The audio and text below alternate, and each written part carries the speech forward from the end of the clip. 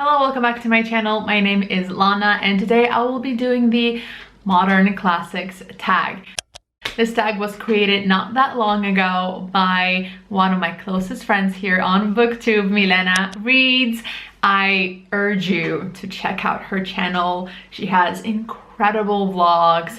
She is the kindest, loveliest person ever. And Milena really enjoys classics and modern classics, and that's why she created this tag, because she wanted other people to talk about modern classics. The reason why it took me so long to get to this tag, well, first of all, I've not been filming much, so partly timing, but also because I feel like I'm not an expert. Not that one needs to be an expert at something to share their opinion, but compared to Milena's knowledge of modern classics, I felt like, what would I talk about? But you know what, let's go through these questions and I'm sure I'll find something to talk about. Question number one is, what is the definition of a modern classic to you? So embarrassingly enough, I actually have discovered the term modern classics only when I joined the BookTube community.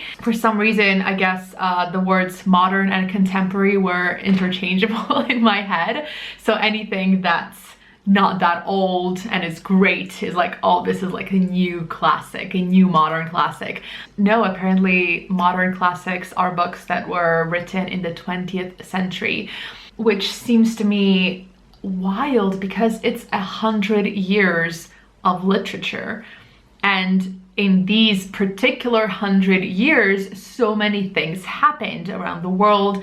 The wars, the revolutions, there's just so many changes that happened, and of course it's all reflected in the literature. So it kind of feels bizarre to me to put so many different genres and authors and themes and everything under one umbrella. But as far as the time period, I have very mixed feelings. On the one hand, we are experimenting, we're trying new things, we're talking about things that we've never talked about, we're questioning morals and political systems, and there's just so much discovery and exploration, which I really enjoy.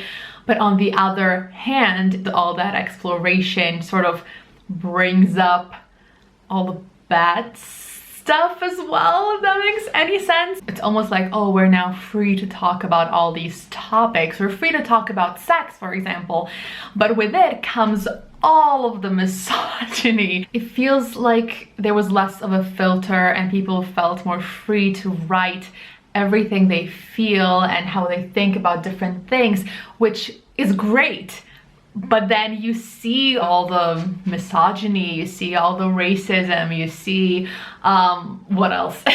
So everything is exposed. And so whenever I'm picking up a book that was written in this period, especially like 40s and up, there's always this sense of, what incredibly problematic thing will I stumble onto today? And it's weird because there's so many problematic things in the books that were written in the 17th, 18th, 19th century, but somehow I get way more offended about stuff in the modern classics, maybe because they're closer to where we are now.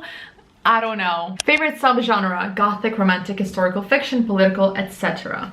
Well, there's quite a few subgenres and writing styles and everything to choose from. Again, it's 100 years of literature. This is very hard. I don't feel like I've read enough of each genre in this time period to you know, come up with a one answer. I will say that Lord of the Rings, which is a modern classic, is one of my favorite books ever. So there's that.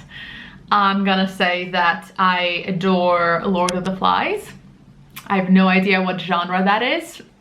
Fiction? It's not a mystery, I don't know. And I love murder mysteries, so I'm gonna go with those three.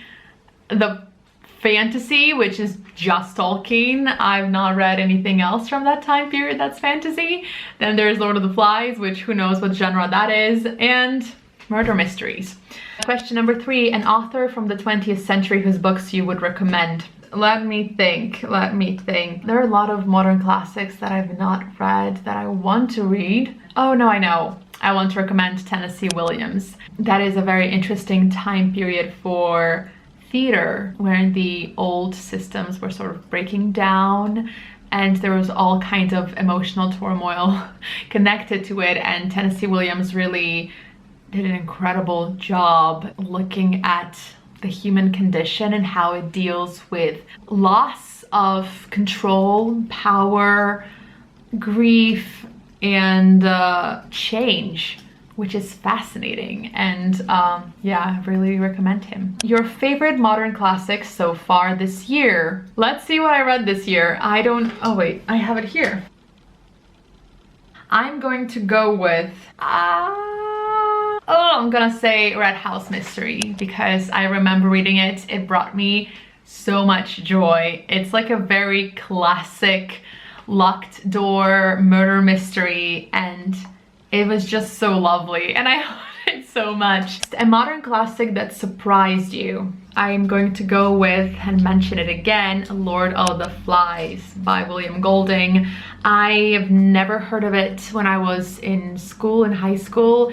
I have a very distinct memory of watching Pretty Little Liars and one of the characters, I don't even remember who it was mentioning how she has to read this book for school in high school in America, and how she was commiserating with the characters. I remember I was in university. I think I was in my second year. That would mean that I was around 18, 19. And at that time, I was very curious about what people in America had to read for high school.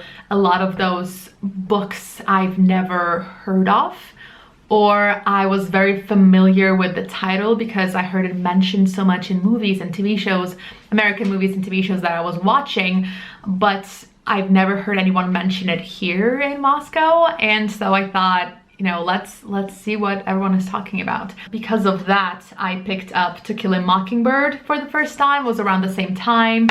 And I picked up Lord of the Flies, and I was not expecting to love this book as much as I did. It made me feel so much, and I was not expecting to get that emotional over this book.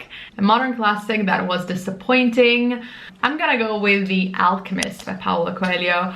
But here's the thing, I read it in high school and it was recommended to me as a book that will change my life. It was very philosophical and I hated it. I was very upset about it. I remember raging about how, like, why does everyone like this? This is so stupid. But I actually don't remember what it's about and what exactly made me so upset. And I kind of want to reread it now to see if I will have a different opinion now that I'm old and wise.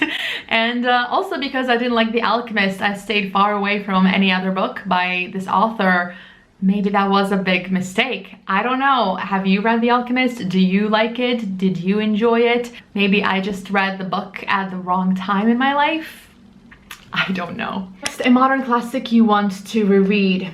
I'm gonna go with Master and Margarita by Mikhail Bulgakov. I actually don't remember if I've read it from cover to cover. I definitely studied it at school, and I was not particularly into the Soviet Moscow atmosphere, so I wasn't very into it, but I think now I would be more open to it. I know Milena is reading it right now and enjoying it, which is a great sign, so I think I'm gonna go with this one. A recent release you think will be a modern classic in a few decades? I actually have the modern classics books shelf on Goodreads open right now just so I can see what books I'm working with. For some reason The Book Thief is here, even though it was published in 2005, but you know what, it really does fit in this list, and though I actually have not read it, I know this book is so beloved and is so great and so wonderful. So many people love it, and it definitely is a classic for so many people. I think it is definitely one that would be considered a modern classic pretty soon. Next is the next modern classic on your TBR. I actually have several ones on my TBR right now, but I think the next one will be Frenny and Zoe because I've had it on my shelves for a while, ever since Kieran kindly gifted it to me, and I've been meaning to read it. I think I should be able to do it before the summer is over. Thank you, Milena, for creating this incredible tag. If you want to do this tag, please feel free to do so and let me know in the comments so I can go check out your video. And thank you so much for watching, and I will see you in my next video.